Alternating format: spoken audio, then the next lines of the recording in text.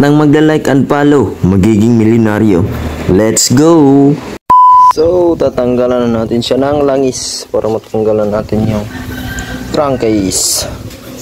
So, direkta na lang natin to para hindi na tayo magbaklas ng drain plug.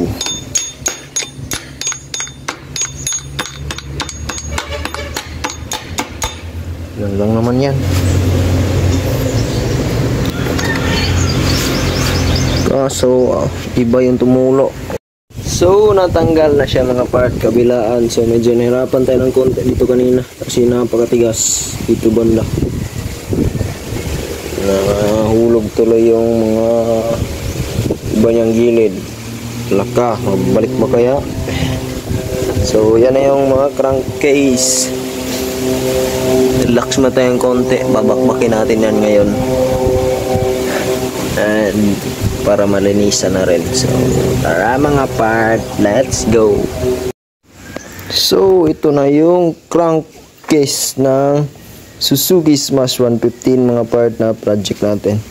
So tapos na natin siya strip to metal and nilihan na rin natin siya mga part.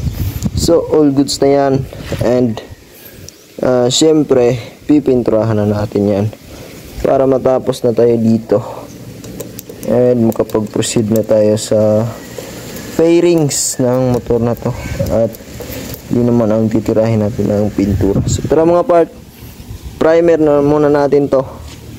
Syempre budget meal, Bosni Gaming lang tayo dito mga part. Let's go. So ayan na siya mga part, tapos na natin siya primer coat ng Bosni Primer Gray. So all goods na yan mga part. Antayan na lang natin siya patuyuin ng konti. So mga 5 to 10 minutes o 15 minutes ata tirahin na natin to ng biscoat. So madali lang naman to matuyo, lalo na mainit yung panahon at may hangin pa.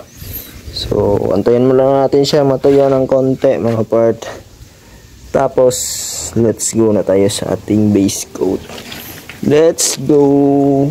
So tapos na natin siya base coat mga part. Kita nyo naman yan. Yan yung kinalabasan ng ating base coat. Samurai lang ang baon.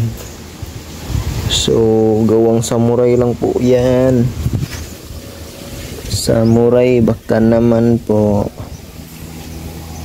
Kita nyo, dinidiin natin yan. Pwede ka nang manalamin. Parang urethane lang din Yan yung labas ng ating base coat na samurai mga part. So hindi pa yan tuyo. Galawin natin yan. Basang-basa pa talaga yan.